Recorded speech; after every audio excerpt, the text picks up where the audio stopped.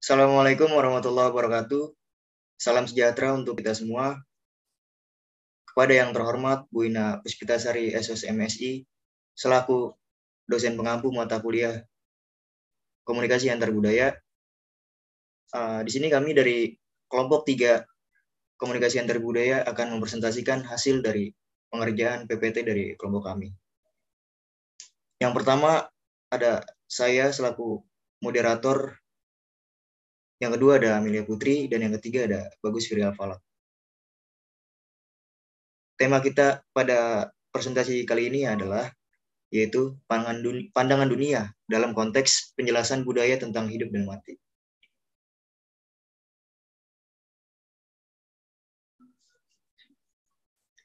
Yang pertama ada pandangan dunia dan budaya.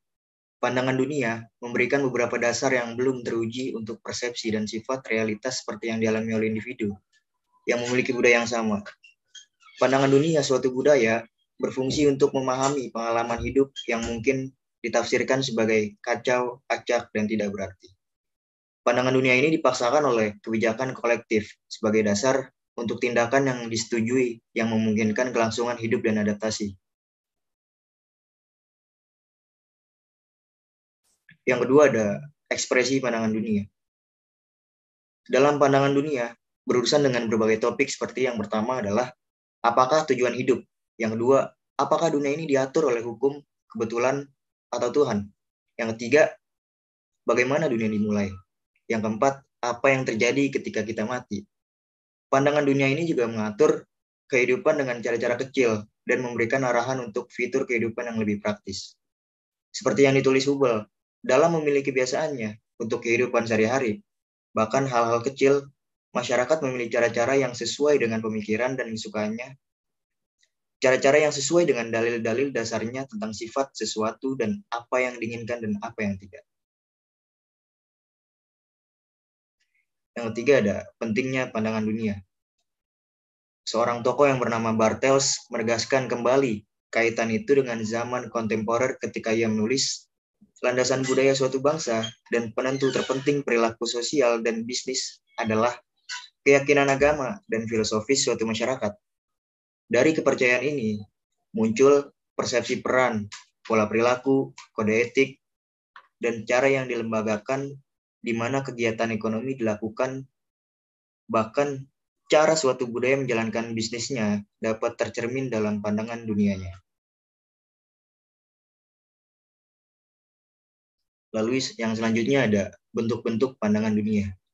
Terbagi dalam beberapa konteks. Yang pertama ada agama sebagai pandangan dunia. Kugan menulis poin penting, keyakinan akan keberadaan realitas yang lebih besar dari manusia telah berfungsi sebagai penentu dan pencipta budaya. Karena agama adalah karakteristik penting dari budaya. Banyak waktu untuk melihat bagaimana agama ini untuk membentuk pandangan budaya tentang realitas.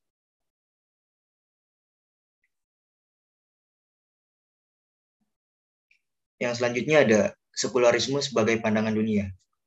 Ada sejumlah kata dan frasa yang digunakan untuk menggambarkan pandangan dunia ini, seperti ateisme, agnostisisme, deisme, humanisme, sekuler. Namun seperti tradisi agama, sekularisme ini apapun namanya, memang memiliki beberapa keyakinan inti. Misalnya seperti yang kami sebutkan sebelumnya, inti dari sekularisme adalah pandangan bahwa manusia dapat bergaul dengan baik tanpa Tuhan. Jadi pada intinya, sekularisme ini adalah kita menjalankan aktivitas sehari-hari kita tanpa atau kita mengesampingkan urusan-urusan agama dalam kehidupan kita sehari-hari. Next.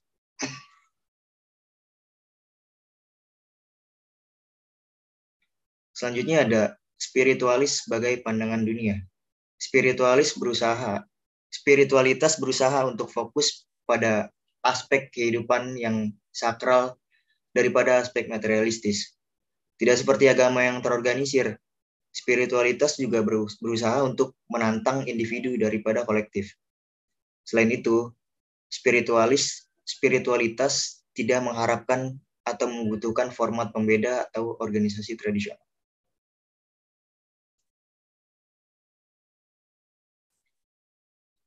Yang selanjutnya ada ketahanan signifikansi agama. Yang menarik tentang agama adalah bahwa agama telah menghubungkan orang bersama-sama sambil menciptakan dan melestarikan pandangan dunia budaya mereka, baik melalui institusi seperti gereja Katolik, pemimpin spiritual dan sosial seperti Buddha dan Konfusius, atau ajaran Alkitab, Weda, Quran, Torah, dan Ising. Orang selalu merasa perlu untuk melihat keluar diri mereka sendiri untuk nilai-nilai yang mereka miliki. Tapi tampaknya selama ribuan tahun, miliar orang yang telah setuju, sadar atau tidak, dengan pepatah Latin yang mengatakan seorang pria tanpa agama adalah seperti kuda tanpa kekang. Mungkin aspek agama yang paling bertahan lama adalah upayanya menjawab pertanyaan kematian atau keabadian, serta penderitaan dan asal-usul alam semesta.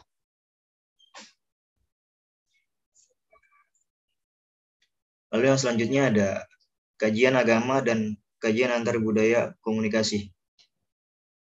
Di sini kita membahas agama dan perilaku. Semua tradisi agama meminta anggotanya untuk menjalankan agamanya, karena agama pada intinya memberikan pedoman pada anggotanya tentang bagaimana memperlakukan orang lain dan bagaimana mencapai kehidupan yang damai.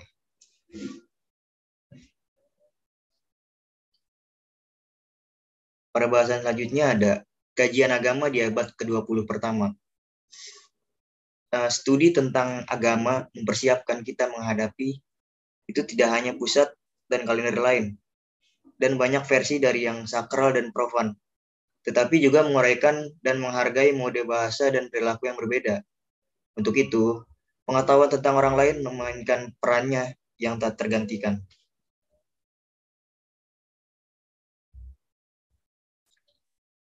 Bahasan selanjutnya ada memilih pandangan dunia untuk studi. Berdasarkan pandangan dunia untuk studi, ini terbagi dalam beberapa konteks. Yang pertama ada kesamaan agama, dan itu terbagi menjadi 5 bagian. Yang pertama itu ada spekulasi.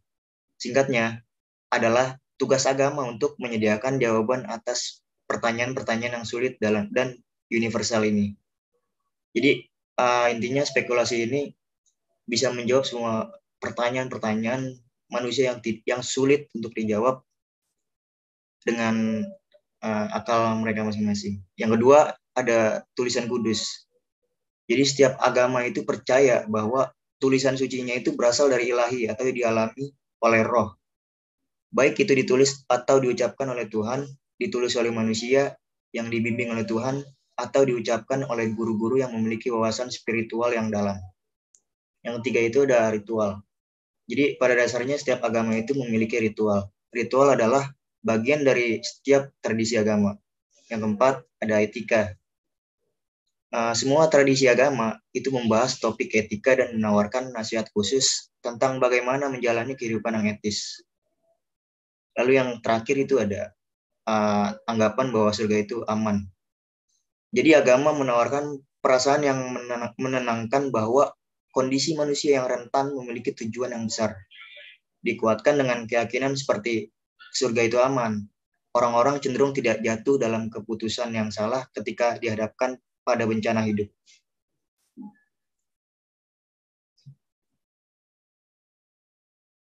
Selanjutnya akan dipaparkan oleh rekan saya yaitu Amelia Putri. Silakan Amelia Putri.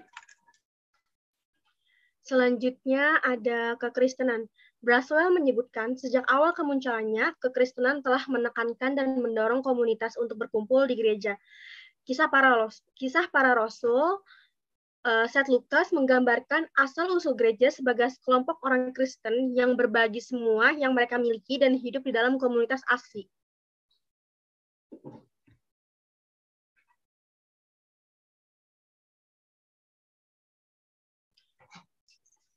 Kekristenan. Inti kekristenan adalah seperangkat 3 prinsip dasar yang semuanya menunjuk pada gagasan bahwa kekristenan menawarkan kepercayaan, cara hidup, dan komunitas orang-orang kepada para pengikutnya. Kristen dan Yudaisme adalah tradisi keagamaan yang menemukan individu. Ambrosino menyebutkan hubungan penting antara Tuhan dan surga, yaitu dengan cara tujuan orang Kristen adalah untuk bersama dengan Allah di surga untuk selama-lamanya. Untuk itu, orang Kristen memusatkan perhatian pada 3 keutamaan teologis, yaitu Kristen percaya pada penyembahan yang terorganisir sebagai sarana untuk mewartakan pesan Tuhan.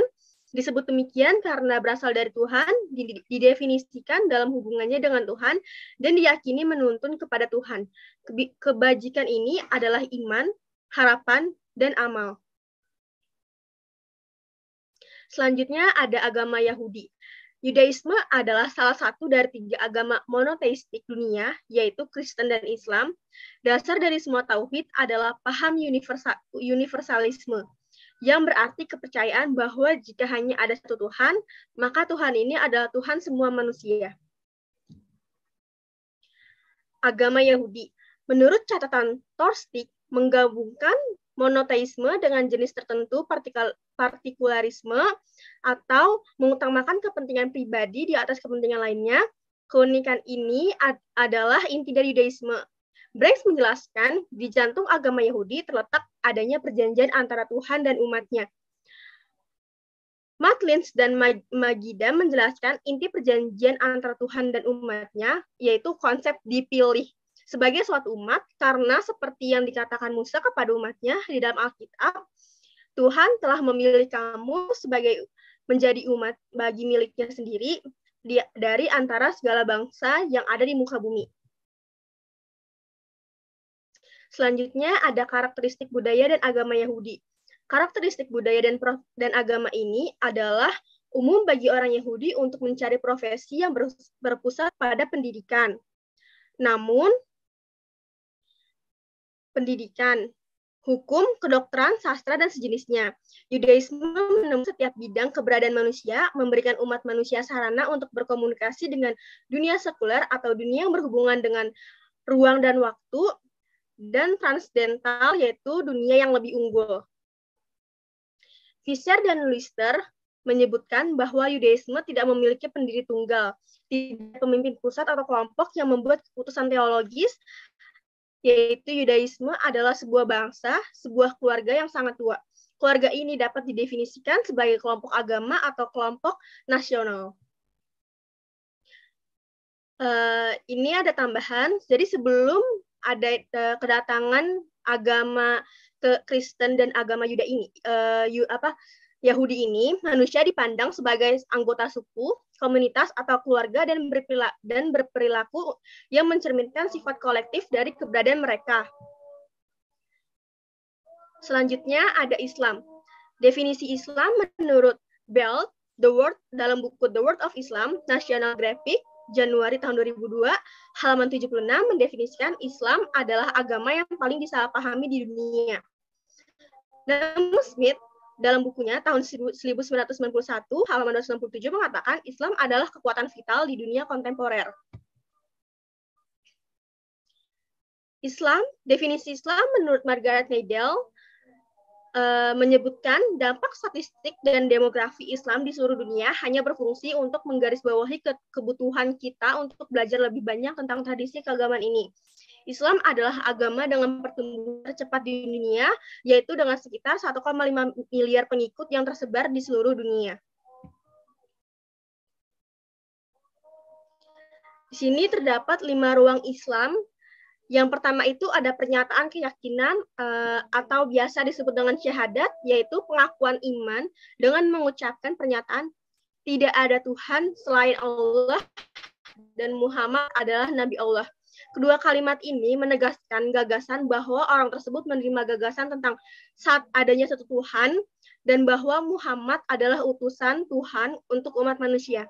Yang kedua itu ada doa dalam Muslim, yaitu sholat, yaitu ritual utama yang dilakukan 5 kali sehari saat fajar, siang hari, sore hari, setelah matahari terbenam, dan setelah hilangnya senja hingga sebelum terbitnya fajar.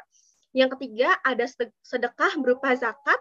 Pilar ini didasarkan pada keyakinan bahwa belas kasih terhadap orang-orang yang lemah dan tidak berdaya dalam komunitas adalah cerminan dari belas kasih Tuhan. Yang keempat, ada puasa atau shawm. Puasa adalah tradisi yang dilakukan selama bulan suci Ramadan yang merupakan bulan ke-9 dalam kalender Islam.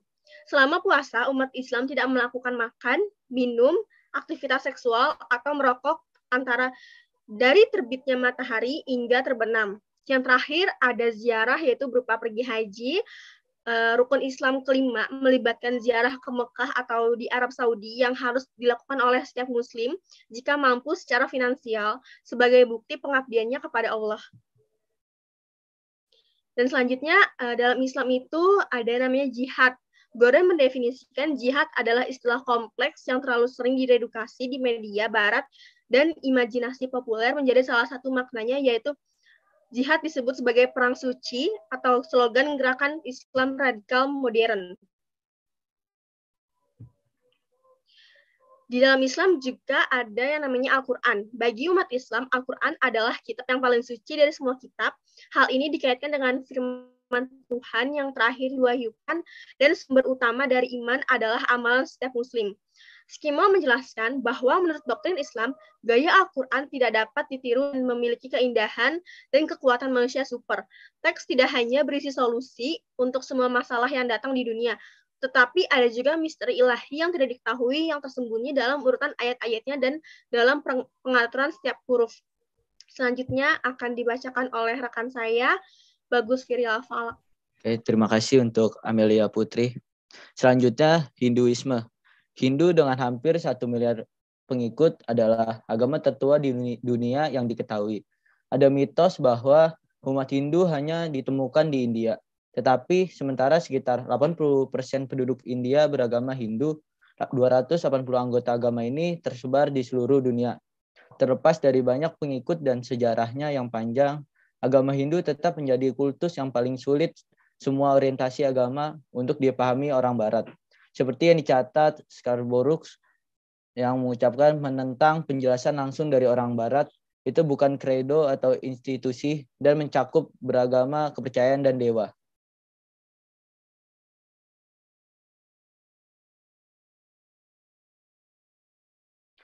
Beberapa alasan perbedaan antara pandangan Barat dan Hindu disebutkan oleh Narayanan, yaitu Hinduisme agak sulit untuk didefinisikan seperti yang Anda lihat. Hal yang disebut Hinduisme ini sulit dijabarkan. Seperti yang ditunjukkan oleh Smart, bahkan membicarakan satu hal yang disebut agama Hindu bisa menyesatkan karena banyaknya keragaman adat, bentuk pemujaan, dewa, mitos, filosofi, jenis ritual, gerakan dan gaya seni dan musik yang terkandung di dalamnya. Selanjutnya ada agama Buddha. Tradisi agama besar kelima yang dapat memengaruhi komunikasi antar budaya adalah agama Buddha. Meskipun pengikut agama Buddha jumlahnya sedikit atau sekitar 400 juta orang, jika dibandingkan dengan pengikut Kristen, Islam atau Hindu, pengaruh agama Buddha terhadap peradaban sangat besar. Seperti yang ditunjukkan De Bray dengan meluaskan dirinya ke begitu banyak wilayah budaya di Asia Selatan dan Timur. Buddhisme telah membangun universalitas yang lebih besar daripada agama lain manapun di bagian dunia itu. Buddhisme juga telah menyebar jauh ke luar Asia. Ketika pengikut Buddhisme pindah ke tempat-tempat seperti Eropa dan Amerika Serikat, mereka membawa agama mereka dan menyesuaikannya dengan setiap latar budaya baru. Markham menegaskan ide ini ketika dia menulis, Buddhisme terbukti sangat mampu beradaptasi. Ini berkembang pesat, mengembangkan bentuk-bentuk yang signifikan untuk budaya yang berbeda. Terlepas dari pengakuannya sebagai tradisi agama utama, banyak orang Barat merasa sulit untuk memahami ajaran Buddha. Selanjutnya ada Konfusianisme. Seperti halnya dengan semua tradisi agama, Konfusianisme selama ribuan tahun memiliki peran utama dalam membentuk budaya dan sejarah jutaan orang. Taylor membuat poin penting yang sama ketika dia menulis, pengaruh Konfusianisme telah membentang di seluruh sejarah luas dari pendiriannya hingga zaman kontemporer. Hari ini bahkan dibahas di kalangan Barat karena dampak globalnya pada keragaman budaya dan pandangan dunia mereka.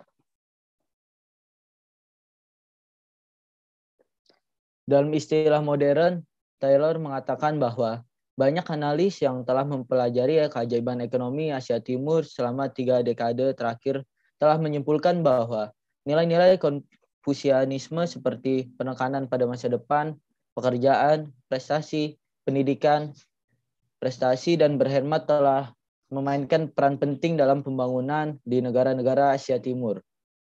Pentingnya Konfusianisme untuk studi komunikasi menjadi jelas oleh Judkins dan Kim ketika mereka menulis Konfusianisme memengaruhi perilaku di sebagian besar budaya Asia dan memengaruhi perilaku orang Asia yang hidup dalam budaya non-Asia.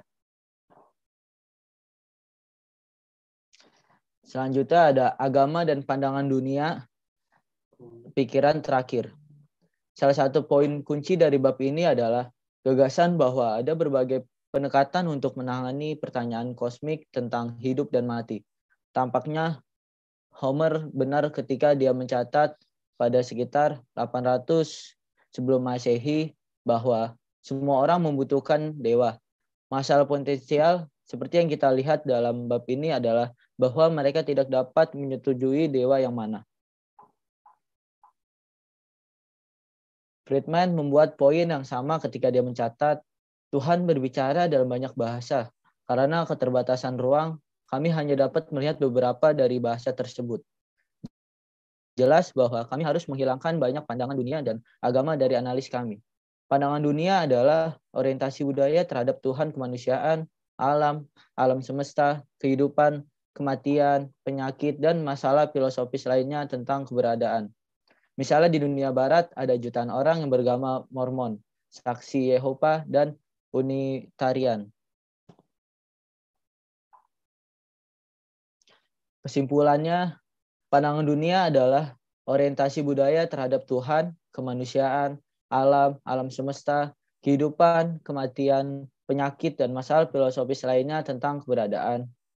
Yang kedua, meskipun semua agama memiliki beberapa ciri unik, mereka memiliki banyak kesamaan. Ini termasuk antara lain spekulasi tentang makna hidup, kitab suci, ritual, etika, dan tempat berlindung yang aman bagi anggotanya. Meskipun pandangan dunia dikomunikasikan dalam berbagai cara, seperti sekularisme dan spiritualitas, agama adalah elemen budaya yang dominan dari mana pandangan dunia seseorang berasal. Berikutnya, yang keempat, ada 6 tradisi agama yang paling menonjol adalah Kristen, Yudaisme, Islam, Hindu, Buddha, dan Konghucu. Tradisi-tradisi ini memberikan nasihat kepada anggotanya tentang bagaimana menjalani hidup dan dengan penjelasan tentang kematian. Selanjutnya saya kembalikan kepada moderator.